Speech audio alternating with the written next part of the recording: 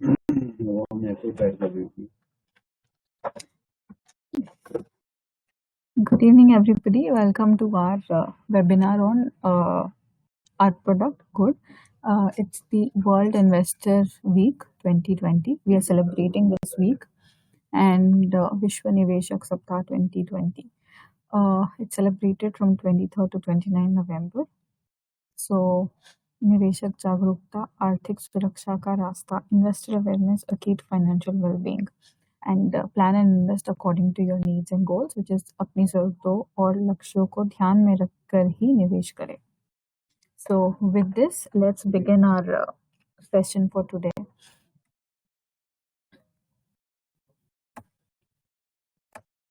So before we understand about the product Good, a small introduction on the commodity exchanges, derivative exchanges in India. So commodity exchanges India में कुछ नई बात नहीं है. वो बहुत पुराने समय से चल रहे हैं. 19th सेंचुरी में Bombay cotton trade association establish हुआ था, और फिर उसके बाद बहुत सारे रीजनल एक्सचेंजेस भी चालू हुए थे, हर एक कमोडिटी के लिए अलग अलग कमोडिटी के एरिया के बेसिस पे, जो 1910 और 1930 के बीच में बहुत ही ज़्यादा फ्लरिश हुए थे. उसके बाद इनको रेगुलेट करने के लिए फॉरवर्ड मार्केट्स कमीशन को एस्टैब्लिश किया गया 1953 में. एंड देन उसके बाद एक इंडियन एग्रीकल्चर ने एक नया डेवलपमेंट हुआ था. एक तो बिकॉज अपने पास फूड शॉर्टेज बहुत हो रहा था, एंड उसी दौरान वोलेटिलिटी और अनसर्टेनिटी को कंटेन करने के लिए बैन्स हुए थे ऑफ एंड रेगुलरली, और बैन्स हो रहे थे कमोडिटी मार्केट्स में 20th सेंचुरी में. एंड देन उसके बाद गवर्नमेंट ने कुछ कमिटीज़ फॉर्म किए थे, उन्होंने स्टडी किया था. उसके बाद अप्रूवल आया था वापस कमोडिटी डेरिवेटिव्स कमोडिटी एक्सचेंजेस को चालू करने के लिए. तो 2003 में कुछ कमोडिटी एक्सचेंजेस चालू हुए थे, और फिर उसके बाद से अभी तक वो सक्सेसफुली रन कर रहे हैं. अलग कमोडिटी एक्सचेंजेस है बहुत सारे, उसके बारे में हम आगे देखेंगे. बट करंटली जो रेगुलेटर है वो SEBI, securities exchange board of India ने एफएमसीई को ओवरटेक किया था सितंबर 2015 में. और ये एक बेसिक स्ट्रक्चर है कमोडिटी एक्सचेंजेस का इंडिया में. मिनिस्ट्री ऑफ फाइनेंस बेसिकली के अम्ब्रेला के अंदर आते हैं. मिनिस्ट्री ऑफ फाइनेंस में डिपार्टमेंट ऑफ इकोनॉमिक अफेयर्स के अंदर सिक्योरिटीज़ और exchange board of India SEBI है, और सेबी के अंडर फिर सारे जितने भी अपने एक्सचेंजेस है वो सब आते हैं. सो उसमें हमारे पास एनसीडीएक्स है जो नेशनल कमोडिटी डेरिवेटिव्स एक्सचेंज है, एमसीएक्स है मल्टी कमोडिटी एक्सचेंज, आईसीएक्स, एनएसई और बीएसई. और आज की डेट में अपने पास 91 कमोडिटीज़ है जिनको परमिशन है डेरिवेटिव मार्केट्स में ट्रेड करने का as per the SCRA act. कुछ ये जब से सेबी ने टेक ओवर किया है या सेबी रेगुलेटर बना है, कुछ बहुत ही महत्वपूर्ण डिसीशंस लिया है. कमोडिटी का जो स्पेस है, इकोसिस्टम है, इसको डेवलप करने के लिए, इसमें और लिक्विडिटी लेकर आने के लिए basically. So first and foremost thing, इसमें सेबी ने ऑप्शन अलाउ किया था जून 2017 में. इसके बाद कैटेगरी 3 AIFs, फिर उसके बाद जो ब्रोकरेजेस है, इक्विटी और कमोडिटी ब्रोकरेजेस को इंटीग्रेट कर दिया, एक ही कर दिया है. फिर बैंक सब्सिडरीज को भी अलाउ कर दिया कमोडिटी डेरिवेटिव प्रोडक्ट्स को डिस्ट्रीब्यूट करने, और बैंक्स को भी खुद परमिट किया कमोडिटी डेरिवेटिव्स के लिए. एंड फिर फॉरेन पार्टिसिपेंट्स जो एलिजिबल फॉरेन एंटिटी के नाम से जाने जाते हैं, उनको भी हेज करने का इंडियन मार्केट्स में एक्सपोजर है जिनका, उनको परमिट किया पार्टिसिपेट करने के लिए सितंबर 2018 में. उसके बाद मार्च 2019 में म्यूचुअल फंड्स और PMS पोर्टफोलियो मैनेजमेंट सर्विसेज है, उनको भी अलाउ किया पार्टिसिपेट करने कमोडिटी डेरिवेटिव्स में. Finally in June 2019 commodity indices को भी अलाउ किया है एक्सचेंजेस पे ट्रेड करने के लिए. सो ये सभी जितने भी पार्टिसिपेंट्स हैं, ये बहुत ही इम्पोर्टेंट है कोई भी मार्केट में लिक्विडिटी इन्फ्यूज़ करने और ट्रेड को इम्प्रूव करने में.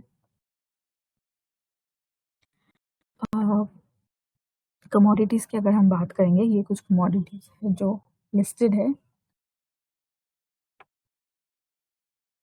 लिस्टेड है एक्सचेंजेस पे।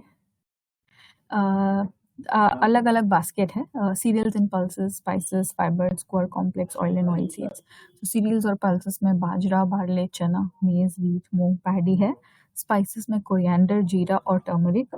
फाइबर्स में cotton seed oil cake, kapas, Shankar कपास जो एक वैरायटी है और कॉटन की, और 29 कॉटन। गुआर कॉम्प्लेक्स में गुआर सीड और गुआर गम।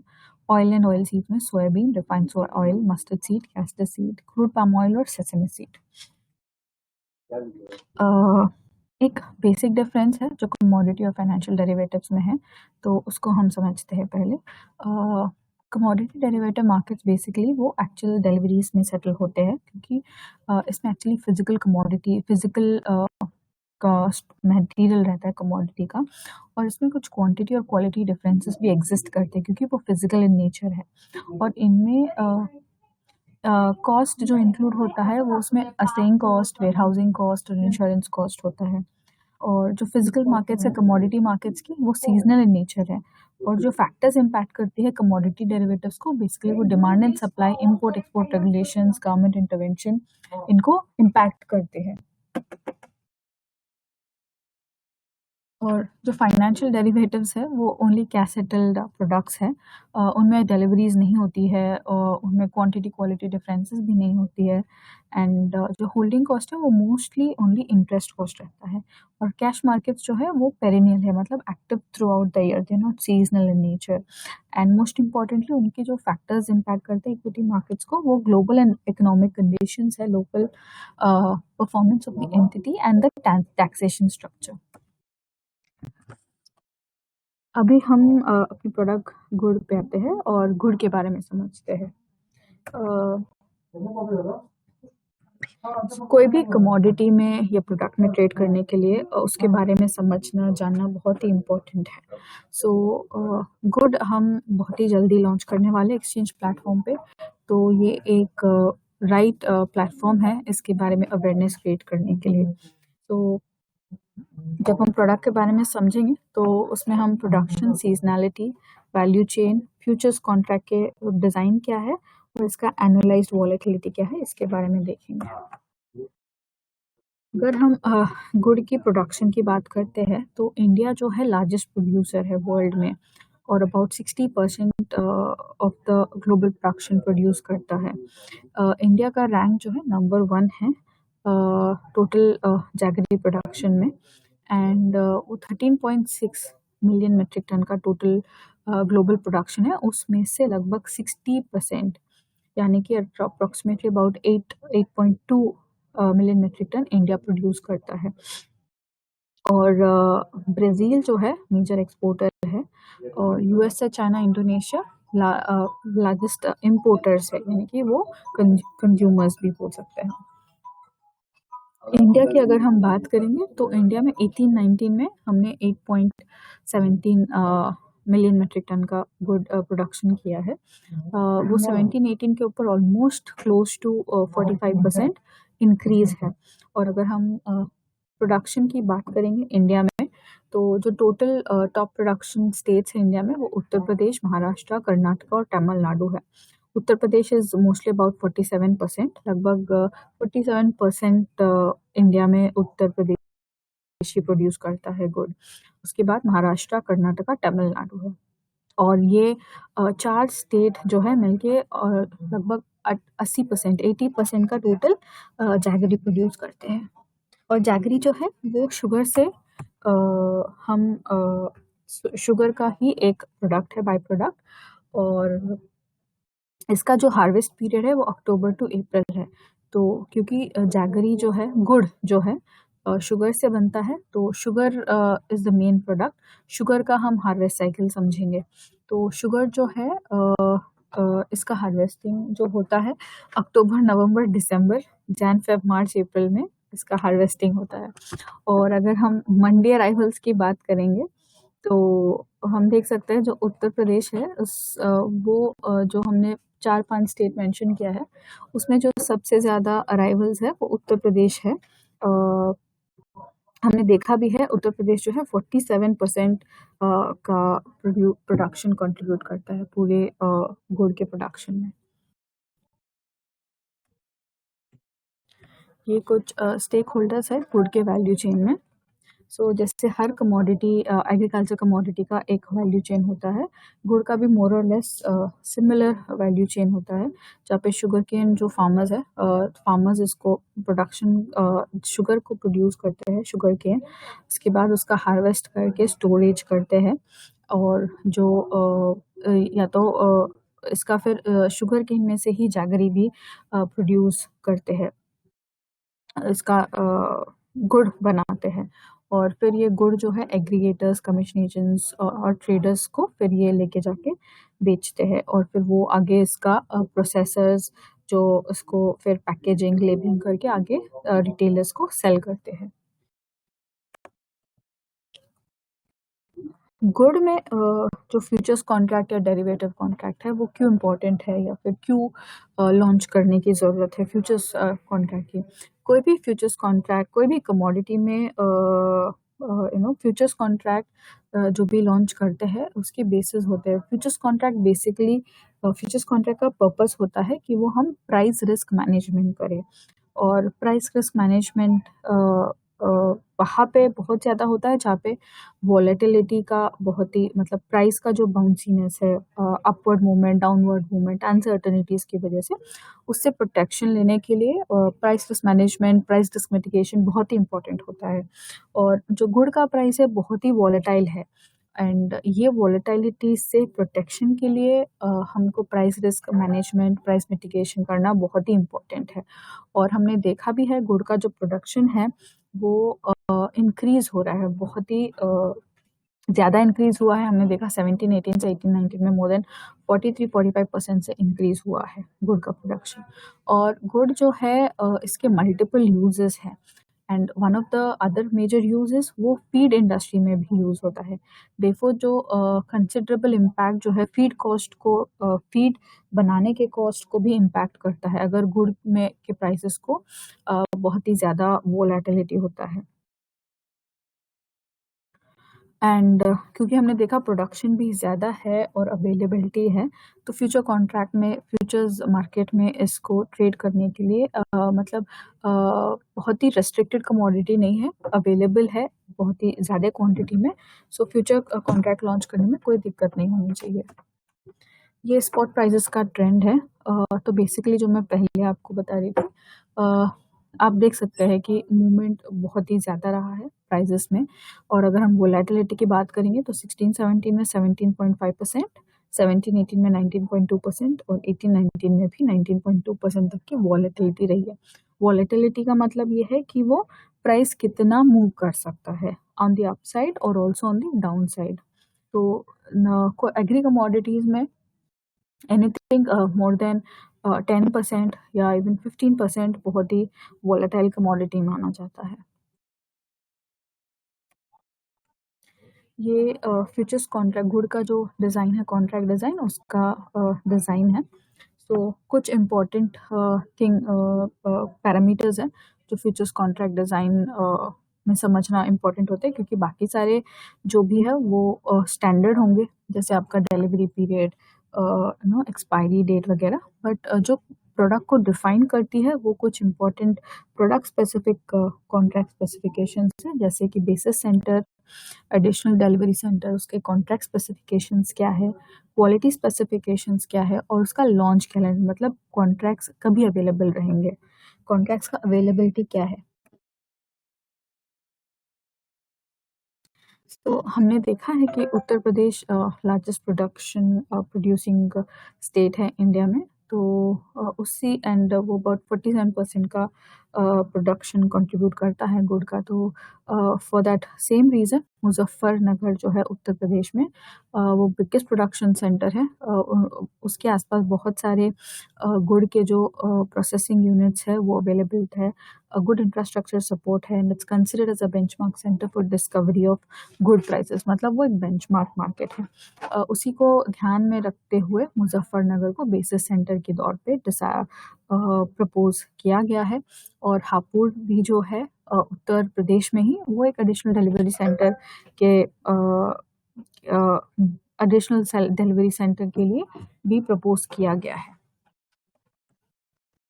ये कॉन्ट्रैक्ट स्पेसिफिकेशंस है। इसका जो यूनिट ऑफ ट्रेडिंग होगा वो 10 मेट्रिक टन और डिलीवरी यूनिट भी 10 मेट्रिक टन, मतलब जो मिनिमम ट्रेडिंग यूनिट है वो 10 मेट्रिक टन है और जो मैक्सिमम ऑर्डर साइज है वो 500 मेट्रिक टन का है। जो बेस वैल्यू है ₹40 पर केजी, मतलब जो सौदे होंगे या ट्रेड होगा वो 40 पर केजी के हिसाब से उसका प्राइस कोड डाला जाएगा। जो टिक्स साइज है वो 50 पैसा है और जो क्वांटिटी वेरिएशन है, क्योंकि डिलीवरेबल कॉन्ट्रैक्ट रहेगा, जैसे हमने 10 मेट्रिक टन बोला है उस पर क्वांटिटी वेरिएशन फिजिकल डिलीवरी का +-5% अलाउड है। इसका बेसिस रहेगा ex cold storage warehouse Muzaffarnagar, inclusive of local taxes and exclusive of GST। इसका एडिशनल डिलीवरी सेंटर फिलहाल अभी हापुड़ प्रपोज किया गया है। Delivery logic compulsory delivery and delivery specification जो है, upon expiry of the contract all the outstanding open positions shall result in compulsory delivery. Due date expiry date हमारे बाकी सारे कमोडिटीज की जैसे ही इसका भी एक्सपायरी डेट जो है 20th day of the delivery month होगा और अगर 20th हॉलीडे होगा तो सैटरडे और संडे को जो एक्सपायरी डेट है वो प्रीसीडिंग डे यानी कि उसके पहले वाले दिन पे ही डेट होगा। ये क्वालिटी स्पेसिफिकेशंस है गुड के फ्यूचर्स कॉन्ट्रैक्ट का। जो सुक्रोज है on dry basis % by mass वो 75 to 80% होना चाहिए मिनिमम, और जो रिड्यूसिंग शुगर्स है वो 10 to 15% maximum, moisture 10% maximum, sulphur dioxide on dry basis % by mass 150 parts पर मिलियन। ये एक क्वालिटी स्पेसिफिकेशन है जिसमें हमने चेंज किया है हमारे जो अर्लियर हमारा जो कॉन्ट्रैक्ट था गुड में, इसका ये वाले पैरामीटर को हमने अपडेट किया है। वाटर इनसॉल्युबल मैटर जो है ऑन ड्राई बेसिस ये 1.5% मैक्स रहना चाहिए। Sulphated ash on dry basis % by mass 3.5% maximum. Ash insoluble in dilute hydrochloric acid on dry basis 0.3% max. और जो 100% dry golden brown cane gourd of chaku type meeting above specifications shall be deliverable at Muzaffarnagar. 100% dry cane gourd of balti type meeting above specifications shall be deliverable at Hapur.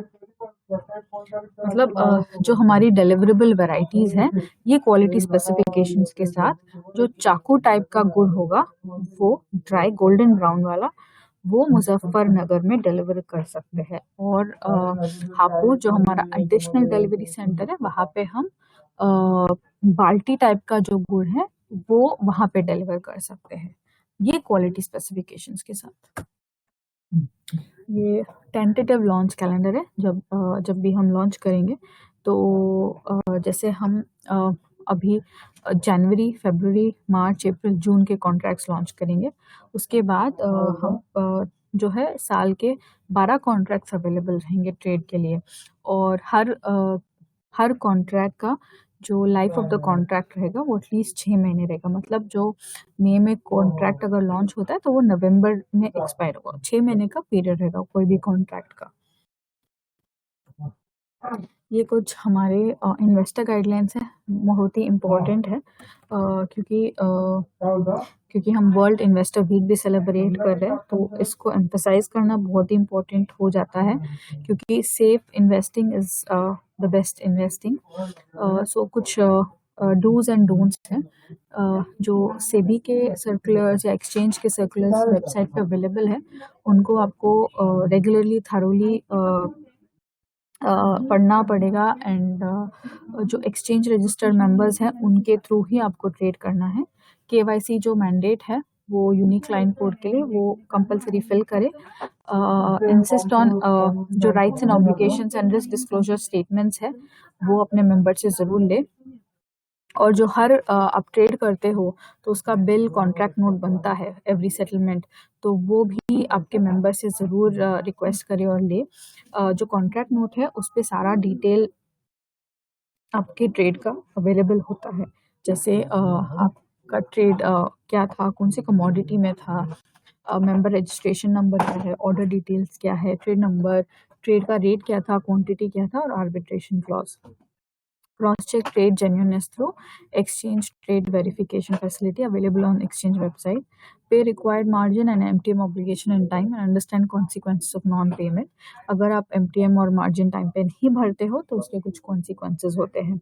और डब्बा trading से जो risk associated है उनको जानिएगा और डब्बा trading में beware of risk associated with डब्बा ट्रेडिंग बेसिकली. और जो आपको मेंबर स्टेटमेंट देते हैं वो रिकंसाइल कीजिएगा holding statement of the depository participant in case of any discrepancy. मतलब कोई भी अगर उसमें डिफरेंसेस रहते हैं तो वो इमीडिएटली आपको वॉइस करना चाहिए, एस्केलेट करना चाहिए. Issue account pay checks, demand drafts in the name of the broker as it appears on the contract CB registration certificate. Insist on periodical statements of accounts of funds and securities from the broker. Check accounts and notify brokers for any discrepancies. And funding from unauthorized intermediaries aren't covered under settlement guarantee mechanism of the exchange. Hence, beware. ये कुछ don'ts है. Don't deal with unregistered intermediaries. The list of members is available on the exchange website. Don't undertake off-market transactions. Don't get carried away by alluring advertisements, rumors, hot tips, or any promise of assured returns. Don't start trading before understanding the risk disclosure clause. Don't accept unsigned duplicate contract notes. Don't fall prey to market rumors. Don't let risks against positions accumulate beyond your capacity to bear. Don't simply go by any implicit promise made by analysts, advisors, or experts. Don't miss on keeping track of your financial and contractual obligations against your positions. Don't go by the reports, predictions made by various print and electronic media. So ये मेरी तरफ से presentation था. किसी को भी कोई भी डाउट होगा तो पूछ सकते हैं. Thank you.